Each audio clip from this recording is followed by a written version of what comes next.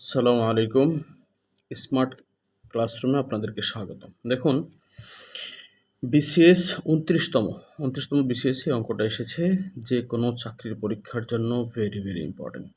তো কিভাবে অঙ্কগুলো সমাধান করবেন? কি বলেছে? ৫ অঙ্কের ক্ষুদ্রতম সংখ্যা ও ৪ অঙ্কের বৃহত্তম সংখ্যার অন্তর কত? অন্তর মানে বিয়োগফল কত? পার্থক্য কত? ওকে? এখন আপনাকে এই অঙ্কগুলো কীভাবে করতে হবে? ফিল করতে হবে। ৫ অঙ্কের ক্ষুদ্রতম সংখ্যা এইগুলো কি? সংখ্যা হলো যেমন 0 একটা সংখ্যা, 1, তারপরে 2, 3, 4, তারপরে 5, 6, 7, 8, 9। দেখুন, এগুলো হলো সংখ্যা।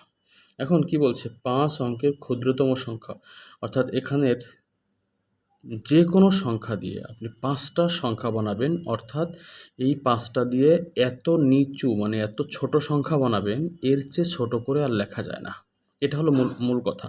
তাহলে আপনি কী নেবেন এখান থেকে? ৫টা অঙ্ক দেখুন, আপনি ১ নেন, কারণ ১-এর আগে শূন্য দিলে তার সেই শূন্যর কোনো মান নাই। ১ নেন, এরপরে ১, ২, ৩, ৪ কটা হলো এখন দেখেন তো? ১, ২, সরি এটা কিন্তু দশমিক না, তাহলে ১, ২, ৩, ৪, ৫। এই ৫টা সংখ্যা দিয়ে ১০,০০০-এর চেয়ে নিচে আর লেখা যায় না। আপনি দেখেন এখানে যে কোনো ৫টা অঙ্ক নেন, ১০,০০০-এর নিচে লেখা যায় না। তাহলে আমাদের ক্ষুদ্রতম সংখ্যা হয়ে গেছে।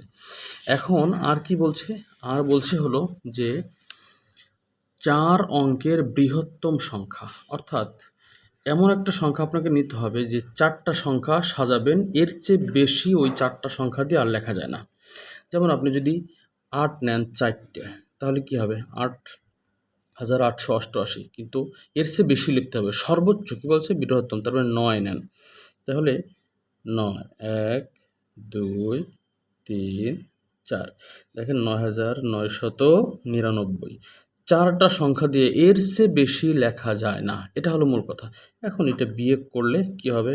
৯ আছে কত হলে ১০ হবে? ১ হইলে আদের থেকে ১, আর ওই ১ আর এই ৯ কত হয়? ১০, ১০ এর ০, আর থেকে কত? ১।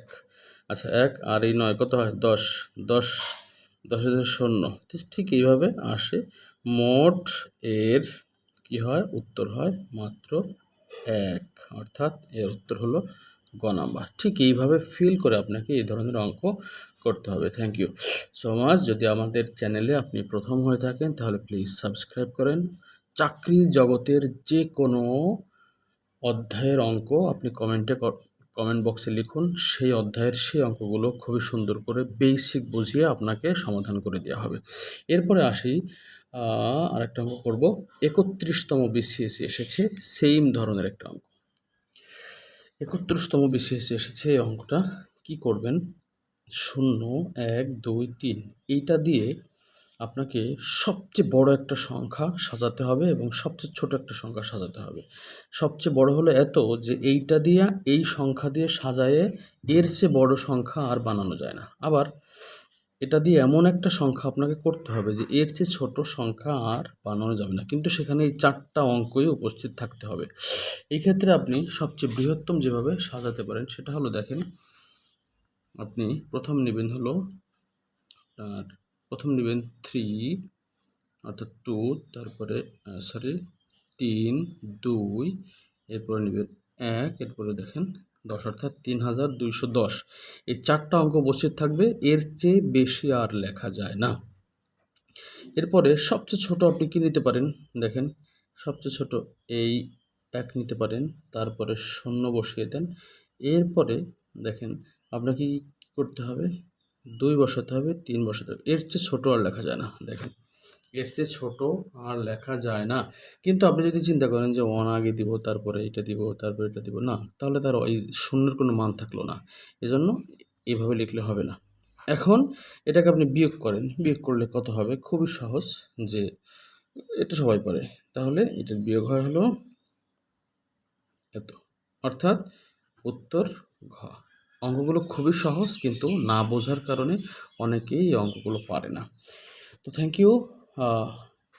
অবশ্যই আপনারা আমাদের সাথে থাকবেন ইনশাআল্লাহ। এর চেয়ে আরও ভালো এবং আরও সুন্দর করে প্রত্যেকটা অধ্যায়ের বেসিক সহ আপনাকে অঙ্কগুলো সমাধান করে দিব। সাথেই থাকুন। Thank you so much for watching our video.